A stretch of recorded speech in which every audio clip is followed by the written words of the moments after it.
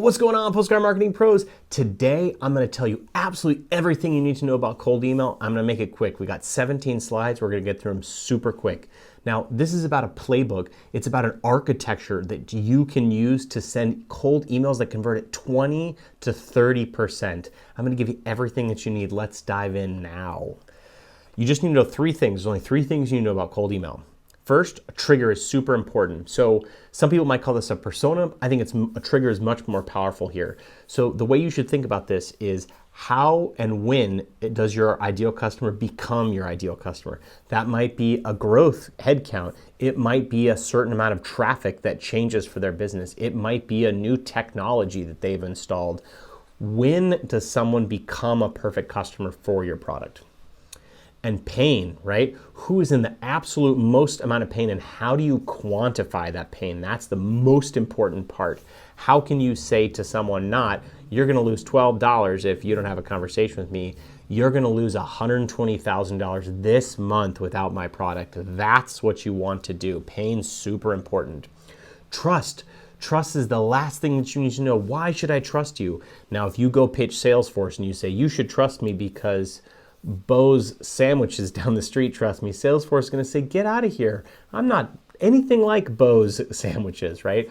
You want to find a trust signal that's going to be relevant for the customer you're pitching. All right, those are the three important things. Let's get a little bit further. You want to build playbooks now. So what the hell is a playbook?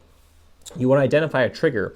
Now, again, this might be a persona, but really you should think about not only who is the best, most qualified person for your product, but who is not qualified for your product. Who would you not sell to? Now, unless you're the electric company or the water company, if you don't have an answer to that question, go home. You should not be doing sales because there are for sure people that are going to benefit from your product 10 times more than other people. So you really want to identify a trigger though. So that might be an increase in traffic. That might be a new investment from an investor. That might be they're tweeting about something or they've installed a new technology or that a recent head of sales has left the company, right? You should think about what are those moments where this problem that you solve is going to be particularly prescient, right? Quantify the pain, right? So that's not saying my product is going to save you $26 or it's going to save you 5 hours of work. You want to say my product will save you 100 hours of work this month alone. And based on the fact that you have 4 SEO professionals, it'll save them all 100 hours a month. So that's 400 hours a month that my product is going to save you. For an average SEO person that gets paid $50 an hour, that is a ton of money, right? Here's that total calculated amount. So quantifying the pain is really important. And then who do they trust, right? So it's really important to provide a trust signal that's relevant to the person you're pitching. So if I go to Clark Kent and I say Martha and Ken, I forget the dad's name. Martha has bought this product. Superman's going to respond to that cold email. This is the last cold email template you'll ever need. Now, this is the structure of the template. These are the bones of the building here. Now, this is really important to stress here because you can't just blast the same garbage to everyone, and that's what a lot of people do. So it's going to take a while for you to build this out, to build a process with someone that is either managing some lead data for you or outsourcers that are going to help you quantify this, but this is really important. Let's break it down. This is everything you need. This is literally everything you need to send an email that's going to convert at 20 to 30%. Let's dive into this one by one. The playbook or the quantified pain. So this could be you're losing out on 34,568 transactions this March, right? That's a quantified pain. A playbook might be like companies like company name, the playbook might be like a salesperson has left. So sorry about Jordan's departure, right? That's a playbook, right? Super specific. So you're quantifying that trigger. You're describing the trigger to the prospect. And that's important for people to really respond here. They're going to be like, oh, Jordan Diddley, that's going to open, right? You want to create intrigue here. You don't want to give away the whole playbook. You don't want to say, hi, Jordan, we're an SEO software that saves everything, on the subject. Don't do that. Just give them enough information to want to open the email, and it should be specific. Don't say things like, this is the last email I promised, or like, sorry for following up. You should never be sorry. If you have done your job here, you have found the customers that are in the most amount of pain, and they should thank you for reaching out to them because you're going to help their business. It's a different mindset. Hi, first, trust signal and quantified pain. So the trust signal is really important here. So you could say something, was looking through Gradient Ventures portfolio companies. They invested in us too, right? So now I've said two things. One, I've said an investor that you know, and two, I've said we're in the same group, right? That's really important. If you can start a sentence out with that, it's much better. Think about this, like if you were going up to someone, what would you say? Now, we'll look at two scenarios. Scenario one is, Hey, Bob, I'm Jordan, and here's all the things that I do, and I'm great, and I take a lot of photos. Bob's like, oh gosh, there comes Jordan again. Now, if I came to Bob and say, hey, Bob, I noticed that last week you were in the National Geographic.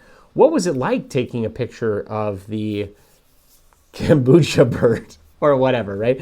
So now I've said, I know something about you, Bob. I know that you have a relationship with this organization, and I've immediately grabbed your attention because I've talked about you and why we have a shared trusted connection here. And then quantified pain. So you could say something like, I noticed that you get about 100,000 hits a month, and your average page speed load time is 10 seconds, which means that you're missing out on 500 conversions every month. That's why I'm reaching out. So really, it's about that trust signal and that quantified pain to really hook people to continue reading in that email. Why trust us? This is super important. So you want to say, I'm Jordan with Scout. We've sent 50 million mail pieces in the last 3 years for 500 other startups. Right? Super great trust sentence, right? Quantified pain explained and magnified. So this is the pain that you teased on earlier. This is the fully quantified amount of that pain. So you may lose 500 conversions this month, but in the next 5 years, that's going to be 500,000 conversions. And in an average conversion of $1 a piece, you're losing $500,000 by not using my software or tool. And then who else trusts us that you know? So this can be people by the same industry, the same accelerator batch, the same investor. It could be someone that's known in their field, right? It could be sort of a prominent name here. The key is that they should look at this person and be like, wow, this person went through a lot of pain. They had a lot of value here. And this is a brand that I know, Coca-Cola. Great brand to reference, right? But not so much a good brand to reference if you're talking about home building companies. They're like, so what if Coke uses you? Coke is nothing like me. You have to have a deadline. You need a deadline here. So why should I act now? I got 100 things on my plate. I'll just come to you when we do our planning in Q4, right? So you need to give folks a reason to act now. That might be that you're closing a beta. It might be that you've got some pricing special. Some people don't like the discount, which is okay. It might be that there's a backlog. It might be that tax season's coming up soon. It could be any number of things, artificial or real here, but really make that loss clear. Loss aversion is huge. So what are they going to lose if they wait another week or 2 weeks or a month to reply to you? And then only ask one question. Is this interesting to you? That's it. That's it. You could use that every time, every single time on every cold email. So many people are like, if this is interesting to you, then book a link here. What you're saying is like, A, I don't know if you give a crap about what I'm doing. And if you do give a crap, why don't you do the work to schedule me? No. Is this interesting to you? Then you can say, great, what times work for you? Or if you'd prefer, here's my link. But remember, asking these two questions, the cognitive load is too high. You just want a yes or a no.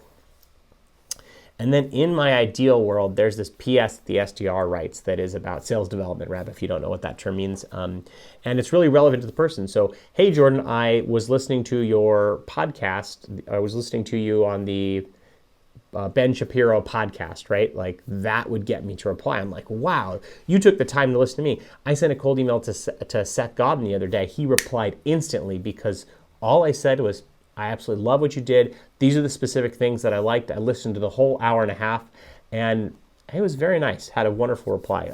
Tim Cook, same thing. Sent Tim Cook an email and said, here's a picture I took with my iPhone. I really appreciate you. Replied, right? Gratitude is amazing. And if you provide some information about the person that's really relevant to you, people will reply because they appreciate that authenticity. And it doesn't matter that the authenticity comes in a spreadsheet or an individually typed email. You're just scaling the way that you can have those authentic outreaches, doing it via spreadsheet, via one-on-one emails. But the structure is ultra important. Now you know everything there is to know about structuring a great cold email outreach program. It's not rocket science, but there's no way that you can figure out what to email, how to email, and who to email if you don't have a structure, a lattice to lean on when you're building these programs. So take this, right? I was just paid tens of thousands of dollars to create this framework, and it's yours now for free. You should congratulate yourself because you've just learned how to send 10 to 20% positive reply cold emails, all the structure you need. I'm always happy to chat. I'm in the corner of sendwithscout.com. Thanks. Congratulations on learning a little bit more about postcard marketing. You did it. You've got two options now. First, you can chat with me live by going to sendwithscout.com and just clicking in the bottom right-hand corner. It's me, I'm there. Or you can subscribe for more of my content where we tear down great postcards. I talk to you about all of my latest strategies, and you too can become a postcard marketing expert.